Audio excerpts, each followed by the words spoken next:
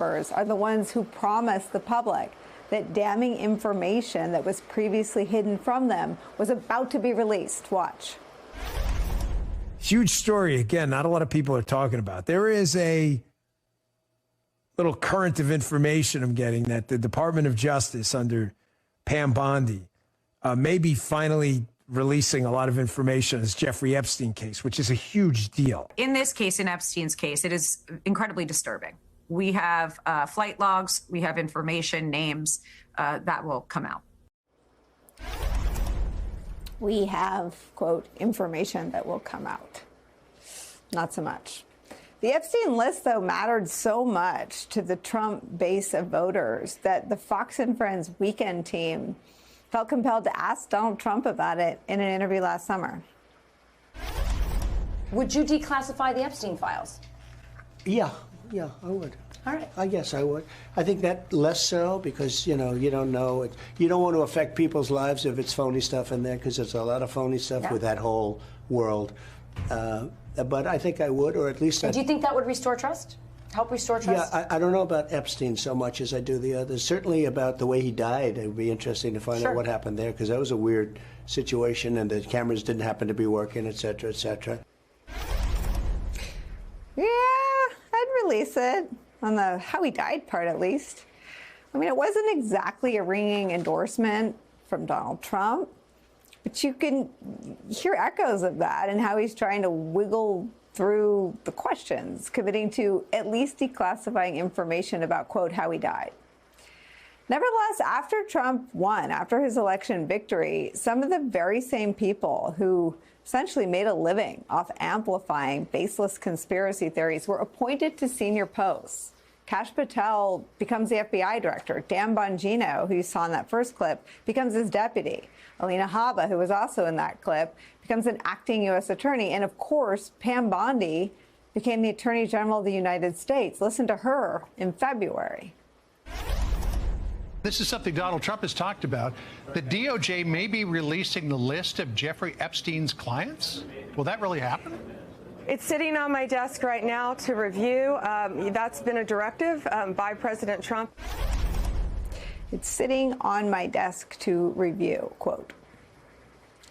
Now, in the aftermath of Monday's memo, some of Trump's most prominent allies in the media are understandably outraged. They're mad at Pam Bondi and others. Conservative talk show host Eric Erickson is right now calling for Pam Bondi to be fired for lying to the American people repeatedly.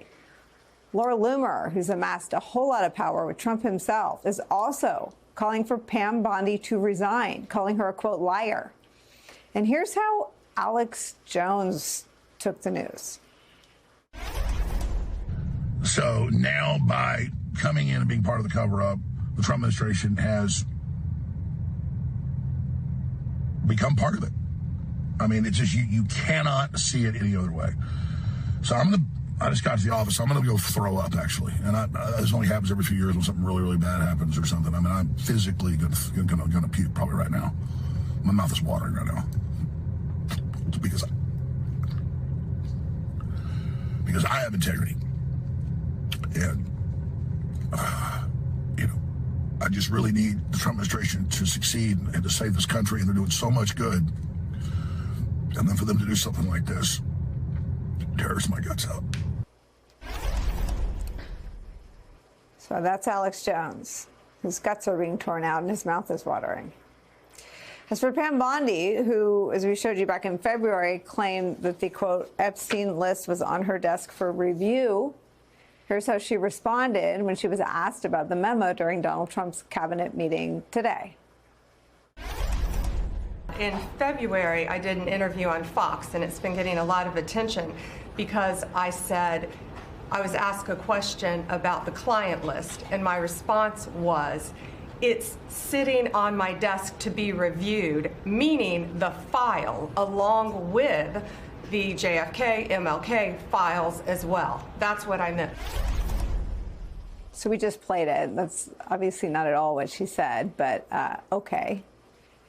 Good luck with Laura Loomer. Here's how Donald Trump reacted when he was pressed about his team, his administration, trying to put an end to a conspiracy theory they invented and fueled. Hey, Pam, could I just interrupt for 1 second? Are you still talking about Jeffrey Epstein? This guy's been talked about for years. You're asking, we have Texas, we have this, we have all of the things. And are people still talking about this guy, this creep? That is unbelievable. Do you want to waste the time, and do you feel like answering? A couple things I think are happening here, at least. Trump is definitely running from this. He is running from the media. He's running from reporters on this question. And in the second part of it, again, guys, as bad as you thought that was, it gets even worse. Donald is terrified because, again, guys, look, here's my Occam's razor. You know Occam's razor, the whole when you have a situation, take the least complicated, the simplest explanation, it's probably correct. Here's my thing. I'm not a conspiracy theorist, but here's my view. Let me know in the comments what you think. Mr. Epstein was a monster. He was guilty of that. While in custody, someone took him out. I don't know who, but I don't think he did it himself. And that those people were ones who would be, upset to be revealed on any lists or documents or what have you. And that Donald is not releasing the info that probably exists, or maybe it's been destroyed by him and his team, because they don't want people to know. Now, is that Donald on the list directly? I don't know. We don't approve that. But almost certainly it could be Donald or former U.S. presidents besides him, or his donors or his friends or his buddies or whatever. And this part really gets into it, because he's going to make Pam Bondi the scapegoat if need be. How much integrity he has. In hindsight, though, I don't think that those people should be very surprised. As we have said before, repeatedly, this has been a consistent theme of our reporting here on this program.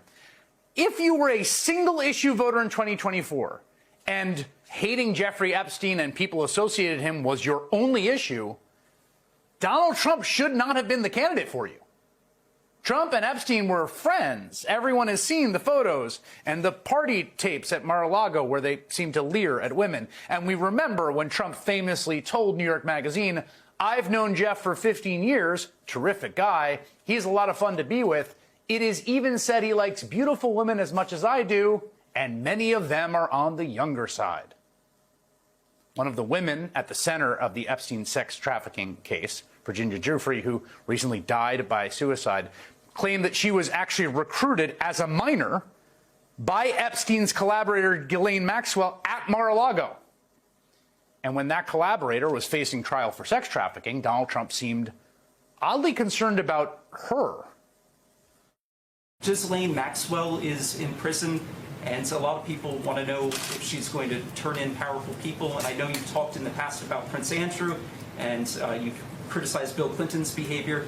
I'm wondering, do you feel that she's going to turn in powerful men? How do you see that working out? I don't know. I haven't really been following it too much. I just wish her well, frankly. I've met her numerous times over the years, especially since I lived in Palm Beach, and I guess they lived in Palm Beach.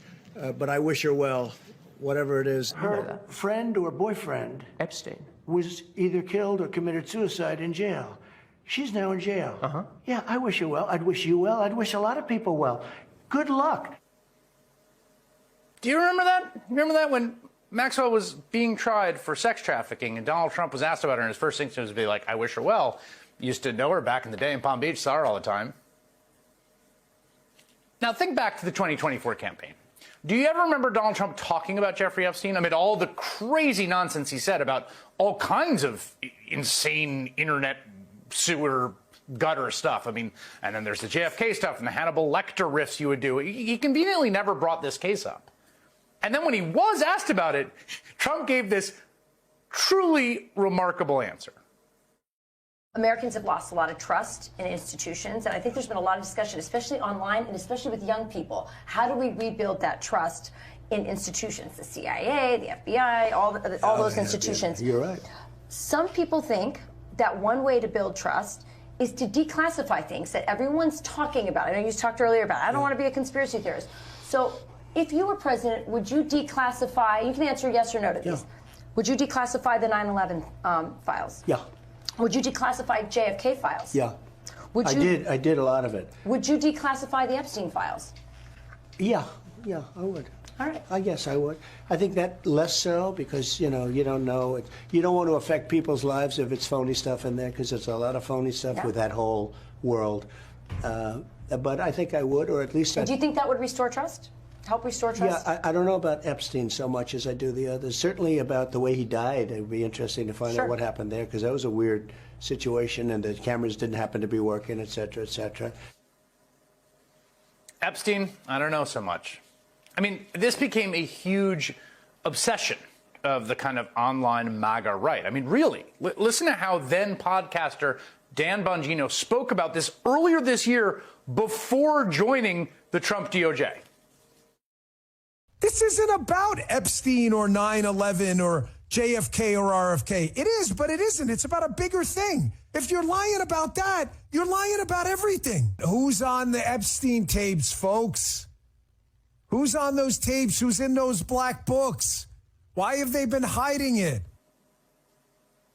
Good question, Dan Bongino. That was back in February. And here is Dan Bongino just 2 months later, now installed as Trump's second in command at the FBI. You know a suicide when you see one, and that's what that was. He killed himself. You want me to? I've seen the whole file. He killed himself. Kind of a different vibe. This idea that Donald Trump, of all people, was going to be the one to crack the Epstein case wide open was always a ludicrous notion, a weird bit of projection. And it seems like MAGA world has finally figured that out. And despite all the furor from his base, and it's sizable today, Trump is desperate to talk about anything else. Your memo and release yesterday on Jeffrey Epstein, it left some lingering mysteries. Can you say why there was a minute missing from the jailhouse tape on the night of the stabbing? Yeah, sure. If I could I just interrupt for 1 second? Are you still talking about Jeffrey Epstein? This guy's been talked about for years. You're asking, we have Texas, we have this, we have all of the things. And are people still talking about this guy, this creep? That is unbelievable. Do you want to waste the time and do you feel like answering? I don't mind answering. I mean, I can't believe you're asking a question on Epstein at a time like this where we're having some of the greatest success and also tragedy with what happened in Texas. It just seems like a desecration. No, do you think Bondi's gone? What do you guys think? Let me know in the comments. Do you think Bondi's gonna take the fall over this? Because on the one hand, she's doing what Trump wants, right? Trump wants this report buried. Again, my logical view is that there was somebody who wanted Epstein silenced before he could reveal all the dirt. Whether it was to get a reduced sentence or get better conditions after, like, you know, there's no way he was going to get fully released even if he had all the info, but like for whatever reason. Like Maxwell is doing right now, like what she's trying to do right now. Watch what happens with her. And then Trump wants to hide it. Again, Trump was friends with him. I don't know if Trump's directly implicated. Well, maybe we'll never know. But it looks like he's trying to protect someone. And Bondi is doing that in a sense, but now MAGA is furious at him, and no one else has given him any kudos. So he'll never blame himself. She'll take the blame.